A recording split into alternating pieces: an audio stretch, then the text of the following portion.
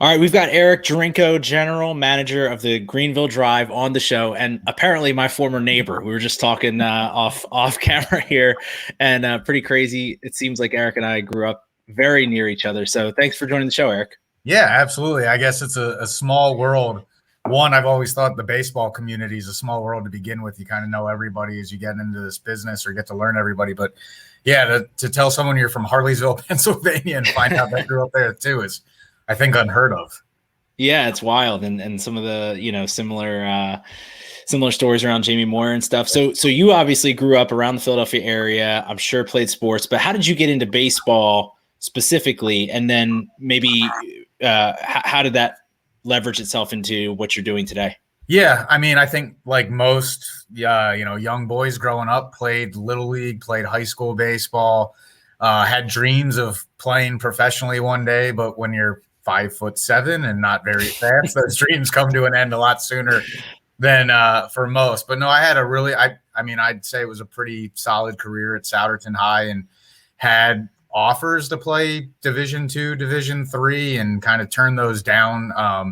My parents were public school teachers in Montgomery County as well, and just the value of a good education. So I honestly, it's kind of a unique situation because I came to Clemson originally as an engineering major. In high school, despite playing 3 sports, I would kind of characterize myself as a nerd as well, and loved computers, taking them apart, putting them back together and everything. And I kind of had these visions of, okay, Clemson's a great engineering program. That's what they're known for. And I came down to Clemson to start out as a computer engineering major. And they kind of tell you your first year is going to be your hardest. Like, they weed out 50% of the engineering majors their first year. And they weren't kidding. It wasn't that my grades were poor. I think I had a 3.0 GPA after my first year, but it was second semester of Monday, Wednesday, Friday of 8 a.m. physics, 9 a.m. chemistry, 10 a.m. calculus. I was kind of like, no thanks. This isn't me. And at the time, Clemson was just starting a sports marketing program within their College of Business and Behavioral Sciences. So I quickly transferred into that program. And I guess the rest is history. I think my love for baseball and sports never wavered, and thought, this would be kind of cool. And when I first graduated from Clemson, I worked for one of the Orioles affiliates as the assistant media relations director. And when you're young and out of school and you've loved sports your whole life, like, that's kind of where you gravitate towards, is that PR side, the media relations side, because you're very hands-on with the players. You're doing stats, you're dealing with the media, you're doing those things. And I honestly, when I came back to the Drive in 2006 for their inaugural season and was named the media relations director here, I honestly thought I'd be here 3 or 4 years. I thought, media relations is what I want to do long-term. I'll be here with the Drive for a few years, and then I'll either come back home to outside of Philly and work for the Eagles or the Phillies in the media relations department, or I'll go back to Clemson and work in the sports information department. But, as things went on and I learned more about the business side of minor league baseball, I was like, man, it's a really cool industry to be, hands-on with the business side, the operations of the stadium, still kind of be involved with players and things like that. But the joke is, I tell people, even though I'm the general manager of a minor league baseball club, it's basically the GM of the business operations side. The Red Sox tell us like who our players are, coaches, they're making those decisions. The next time the Red Sox ask me for any advice on a trade will be the first time. So again, it's while the title is general manager, it's overseeing the business operations. It's not general manager of the team itself. Cool. But again, I've now been, this is my 16th year with the Drive. So I've been here since the very beginning. I've kind of worn every hat within the organization, and took over as general manager in the fall of 2013 when our initial general manager, who he and I started at the same time, he kind of stepped away from baseball because our hours are pretty crazy, especially in season. And he had 4 kids and wanted to spend a little bit more time at home. Cool. Yeah. It's interesting when you talked about the GM responsibility. So it's less people should come direct their Howie Roseman like anger to somewhere else, right? Like that's not that's not what you're looking for. Yeah, no, I think we as Philly people, we all have our opinions on Howie Roseman right now. While some people are like, "Oh, great, we have extra draft picks next year," I don't trust that he'll make the right decision with those Never, drafts no. next year. But that is interesting. So how does that work from like obviously the Red Sox, are one of the top, if not the most successful in the past decade or plus organizations in baseball. So, what's it like working for that type of organization in the role that you're in? A little bit different, but you're seeing the stars of tomorrow and players who have won titles come through your system there. Yeah, it's awesome. I mean, the Red Sox have been a great partner now for our first 16 years. The way minor league baseball and Major League Baseball was kind of restructured this past off season, we signed a brand new 10-year agreement with the Red Sox. Oh, so by the congrats. time that's up for renewal, we'll have been partners with the Red Sox for, a quarter of a century, which is Nuts. awesome. I mean, it's great from the aspect that all the folks we've ever encountered from the Red Sox, from top to bottom, have been quality individuals. Very easy to work with. They love coming to Greenville too, which I think is nice. I mean, this is definitely a special community. It's a great ballpark. And I mean, if you're a draft pick of the Red Sox and you're 19, 20 years old and your first stop is Greenville, South Carolina, I mean, it's pretty cool. It's a very special environment that those guys are in. And we know at the end of the day that, it's great to win here in Greenville, but the end goal for these guys is development, make it to Boston or develop in a way that the Red Sox can use them in trades to get other big league pieces. So again, while it's great to win games here, we know that the end goal is ultimately Boston. So, we always pride ourselves on, from the fan side, the minor league baseball business model is we want to provide a family affordable, fan experience, a great fan experience. And we kind of do that with the players too, is we want them to enjoy their time in Greenville. We tell them on day one that they're here, like, hey, we know you guys have a job to do, and that's out on the field. But we know you're going to have friends and family come and visit. Let us help you take care of all that administrative stuff. Just give us advance notice. We'll set them up with their tickets. We'll help them find hotel rooms. That way you don't have to do that. And if you've got like we've got relationships with the Greenville Zoo and the Children's Museum. So if you need help with those things, let us help you take care of that so you can focus on the field stuff. Because at the end of the day, we tell them, like, when your career comes to an end, and we hope it's in front of a locker at Fenway Park, as you reflect on your career, we hope you remember Greenville as being your favorite minor league stop along the way. So it's very important to us that we provide a great environment for the players as well as they progress. That's really cool, and I can speak from the fan experience. Obviously, everything you all have built over there is really impressive, but also just really enjoyable. If you haven't been to a Drive game and you're listening to this, their season is starting soon. You need to get out there. The Big Green Monster and left, the facilities and the concessions and the playground for the kid. Like, there's just something for everybody to do. It's really accessible and enjoyable. But obviously we're coming off of a weird year. Well, not even really a year. I don't even know how that worked. Did you all have spring training even, or what?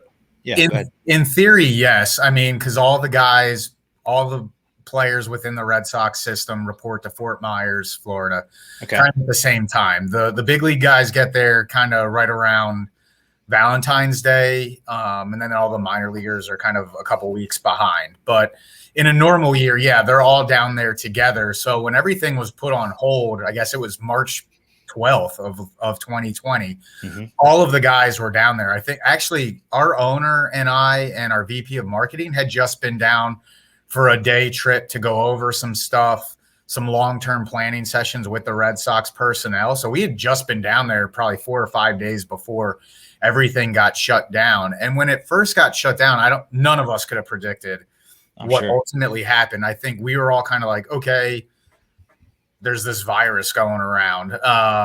Spring training is going to be shut down for 2 weeks while we figure out what the heck's going on. Right. We'll ramp back up. We'll have a season. We're just going to be 2 weeks behind. Well, then it kept going. Everything lingered. Obviously, as the longer it drew out, the more emphasis was put on getting the major leaguers back up and the focus on their season.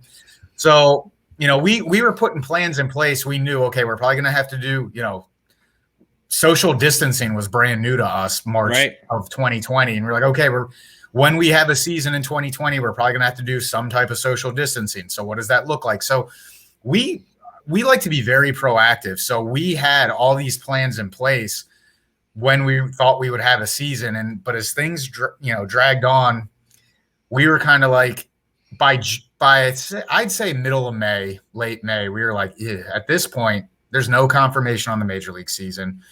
That's still probably at least a month away. And then they got to talk about us. I just don't see how we can have a minor league season. And we started to think that way, even though nothing was official. I think the nail in the coffin for our season came officially July 1. Okay. But we had started thinking that way kind of mid-June of, okay, we're not going to have a season. What does that look like from a staffing perspective? And unfortunately, we had to make some tough decisions where we furloughed half our staff starting July 1. And we're a front office staff of 30, which is small in the business world, but it's somewhat large in the minor league baseball world. And the joke kind of around the office too is after our owner, I'm like the next oldest person on staff at 39. So pretty young staff. So when you're telling young staff members who are 25, 26 years old that they're being furloughed in this environment, they ultimately think they're being fired, which you've got to reassure them that's not the case. We're bringing you back at some point. We just got to wait this all out. And we put some things in place that most teams didn't. I'm happy to say we're back at full staff now as we head into the 2021 season. Wow. We brought back 10 of the 15 people that were furloughed, and the other 5, they found other jobs during that period. And that's the only reason they're not back. So I think it speaks to the culture we've built here within the front office. Because again, you can't preach that you want fans to have a great experience. You want the players and coaches to have a great experience, and your front office not have a great experience. Right. So that's part of our mission as well. And I think because honestly, I was dreading when we furloughed those folks is, oh man, we're going to have to replace 15 people. We're going to have to train new people and do it quickly because we don't know when we're going to be allowed to bring those people back based on when the 2021 season is. So I think that speaks to, the level of what we've built here over 15 years that we were able to bring 10 of those people back as we had. Yeah, that's great. Yeah, it's great to hear.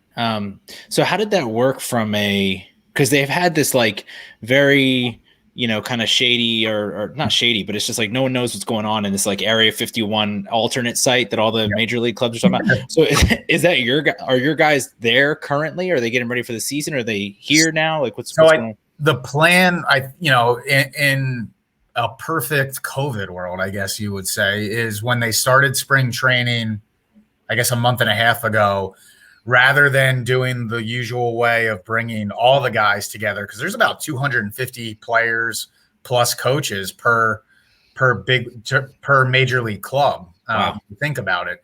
So rather than having all those guys in there together, they first started with the major league guys and the AAA guys, or the guys that were projected to go to AAA, because the AAA season was going to start in line with the major league season. So the plan was, okay, those guys will do their spring training 6 weeks starting mid-February through the end of March, get them out of there, bring the projected AA, single A guys in, and we'll be a month behind, hence the May 4th date. Well, I think I don't know the full details. I think there were some concerns amongst the AAA team. So rather than leaving those guys at spring training and bringing the other guys in, they sent those projected AAA guys back to the alternate sites. Gotcha. So that the AA and single A guys could come in separately. So again, May 4th is our opening day, and that's when all minor league will start at this point. So the AAA season got delayed about a month with us as well. Got it. So and so your season starts next week, I think Tuesday, May 4th. You're playing a schedule of about 120 games. Is that right? Yeah. So heading into prior to this year, normal season was 140 games, 70 home, 70 road. With the realignment and the new partnership between MLB and MILB, it was moving forward, we'll have 132 games in a Okay. normal year. So 66 home, 66 road, basically losing one 4-game series at home and on the road. So we'll have a little bit decreasing games that we're normal to, but this year with the late start, it's at the 120. Got it. And I'm sure there's a ton of pent up excitement on your team and, within your office there, but anything specific that you're particularly excited about, in the stadium or on the field going into the season? Yeah. I mean, the biggest thing is I don't think we ever took it for granted, but it's been when we have opening day on May 4th, it'll have been 20 months since our last drive baseball game. I mean, we've had some college and high school games leading up to this season. But yeah, it's been almost 2 years since our last drive game. And again, I don't want to say we took it for granted, but obviously going through a year last year where there was no baseball here, I think our biggest thing at this point is we're just excited to have the players and coaches back. Again, the Red Sox do an amazing job with the staff that they supply us on the coaching front and just good people from top to bottom even with the players. Obviously, they're really talented, but when you're asking guys to do things in the community and stuff like that, and there's no hesitation, they're always up for it.